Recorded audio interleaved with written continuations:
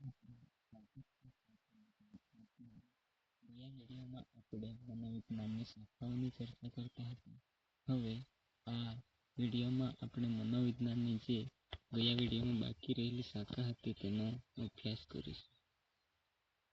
આપણે ચર્ચા કરીશું આ વિડીયોમાં વિકાસાત્મક મનોવિજ્ઞાન, માનવવર્તનનું મનોવિજ્ઞાન, ઔદ્યોગિક અને સંગઠનનું મનોવિજ્ઞાન અને પ્રાયોગિક મનોવિજ્ઞાન.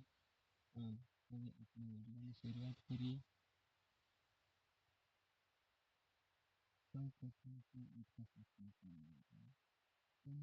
વિકાસાત્મક મનોવિજ્ઞાન કોને કહેવામાં આવે કે જેમાં બાળકને ગર્ભ ધારણથી માંડીને તેને પુખ્ત અવસ્થા સુધીની જે અભ્યાસ કરે છે તે કોણ કરે છે? વિકાસાત્મક મનોવિજ્ઞાન કરે છે. મનોવિજ્ઞાનની આ એક એવી શાખા છે કે જેમાં ગર્ભ ધારણથી લઈને મૃત્યુ સુધી થતા વિવિધ વિકાસોના પરિવર્તનનો અભ્યાસ કરવામાં આવે છે. વિકાસાત્મક મનોવિજ્ઞાનમાં શું કરવામાં આવે છે? વ્યક્તિના ગર્ભથી માંડીને વ્યક્તિના મૃત્યુ સુધી તમામ જે તેનો શારીરિક વિકાસ થાય છે તેનો અભ્યાસ કરવામાં આવે છે. જેમાં ભાષાકીય વિકાસ, બૌદ્ધિક વિકાસ, આવેગિક વિકાસ વગેરેનો અભ્યાસ કરવામાં આવે છે. બાળકની શક્તિઓ અને વર્તનમાં ખૂબ જ ઝડપી પરિવર્તન આવે છે.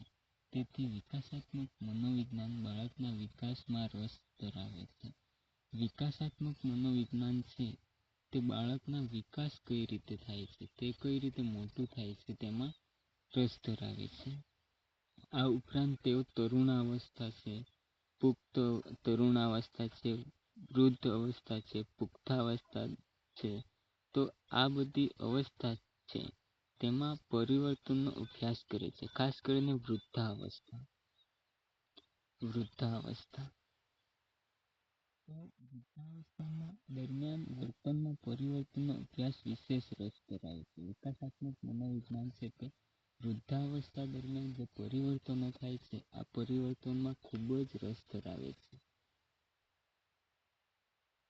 વિકાસાત્મક મનોવિજ્ઞાન શુદ્ધ અને વ્યવહારિક એમ બંને પાસાઓ ધરાવે છે. વિકાસાત્મક મનોવિજ્ઞાન શુદ્ધ અને વ્યવહારિક આમ બંને પાસાઓ ધરાવે છે. ટૂંકમાં આપણે એવું કહી શકાય કે વિકાસાત્મક મનોવિજ્ઞાન એક અવસ્થાથી બીજી અવસ્થા દરમિયાન થતા પરિવર્તનનો અભ્યાસ કરે છે. આપણે એવું કહી શકીએ કે વિકાસાત્મક મનોવિજ્ઞાન છે તે શું કરે છે? એક અવસ્થાથી લઈને બીજી અવસ્થા સુધી પરિવર્તન થાય છે. આ પરિવર્તનનો અભ્યાસ કરે છે. ટૂંકમાં એટલું જ યાદ રાખવાનું કે વિકાસાત્મક મનોવિજ્ઞાન છે તે એક અવસ્થાથી બીજી અવસ્થા દરમિયાન થતા જે પરિવર્તન છે તેનો જ અભ્યાસ કરે છે. આવા પરિવર્તનનો સમયગાળો માહિતી પ્રાપ્ત કરે છે. કઈ અવસ્થા દરમિયાન વધુ પરિવર્તન આવ્યા અને આવા પરિવર્તનો વ્યક્તિના વર્તનને કઈ રીતે અસર કરે છે તેનો અભ્યાસ વિકાસાત્મક મનોવિજ્ઞાન કરે છે. તમારે એટલું જ યાદ રાખવાનું કે વિકાસાત્મક મનોવિજ્ઞાન એક અવસ્થાથી બીજી અવસ્થા દરમિયાન થતા પરિવર્તનો છે આ પરિવર્તનનો અભ્યાસ કરે છે.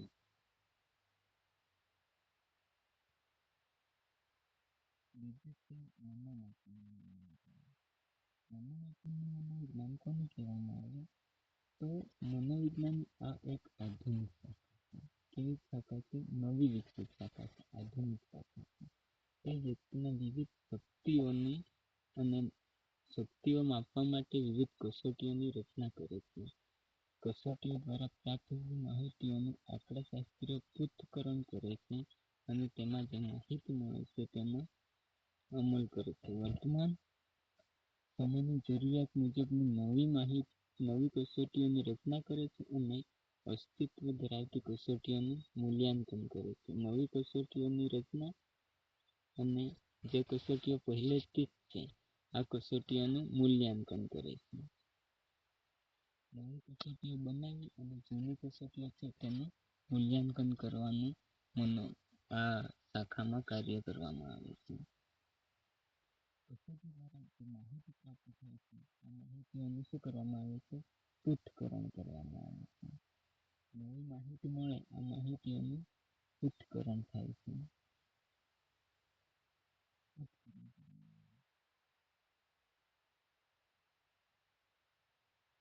વ્યવહારિક ક્ષેત્રમાં કાર્ય કરતા મનોવૈજ્ઞાનિકોના વિવિધ સાધનો પૂરા પાડે છે, જેમાં ઔદ્યોગિક,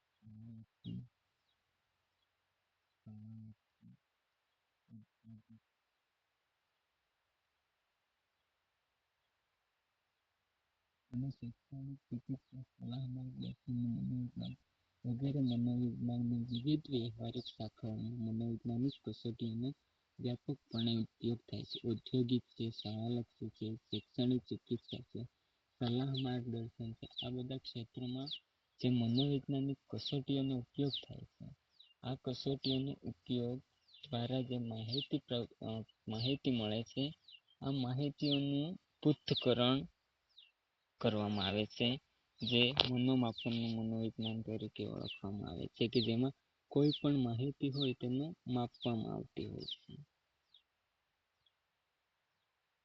ઔદ્યોગિક સંગઠનનું મનોવિજ્ઞાન એટલે શું? કે જેમાં ઉદ્યોગમાં યોગ્ય કર્મચારીઓની પસંદગી અને નિમણૂક માટે બુદ્ધિ કસોટીઓ, યોગ્યતા કસોટીઓ જેવી વિવિધ કસોટીઓનો વ્યાપકપણે ઉપયોગ કરવામાં આવે છે. ઔદ્યોગિક મનોવિજ્ઞાનમાં શું કરવામાં આવે છે? કેવા કર્મચારીની પસંદગી કરવી, તેની નિમણૂક કેવી રીતે કરવી, તેની બુદ્ધિ કસોટીઓ કઈ રીતે આપવી, તેની અભિયોગ્યતા કેટલી છે, આ બધુંનો અભ્યાસ ઔદ્યોગિક સંગઠનનું મનોવિજ્ઞાન કરે છે. તેમાં જુદા જુદા કર્મચારીઓની વ્યવસાયિક તાલીમ, વિચાર વિનિમય, કર્મચારીઓની કાર્યક્ષમતા પર અસર કરતા ભૌતિક મનોબળોનો, માનવીય સંબંધ, પ્રેરણા અને પ્રલોભનો, ઔદ્યોગિક અકસ્માત તેમજ ઔદ્યોગિક સંઘર્ષોનું નિવારણ વગેરે બાબતોમાં ઔદ્યોગિક માર્ગદર્શન પૂરું પાડે છે. આ ઉપરાંત હોસ્પિટલો છે, શાળાઓ, કોલેજો, સરકારી અને બિનસરકારી સંસ્થાઓમાં સંગઠનના જે કર્મચારીઓ છે આ જે સંગઠનના કર્મચારીઓ છે આ કર્મચારીઓની માનવીય સમસ્યા શું છે અને આ સમસ્યાનું નિવારણના પ્રયત્ન કોણ કરે છે? ઔદ્યોગિક સંગઠનનું મનોવિજ્ઞાન કરે છે. કર્મચારીઓની કેવા પ્રકારની સમસ્યા છે, તેમને શું મુશ્કેલી પડે છે, આ બધી અભ્યાસ કરવામાં આવે છે અને તેનું નિવારણનો પ્રયત્ન કરવામાં આવે છે.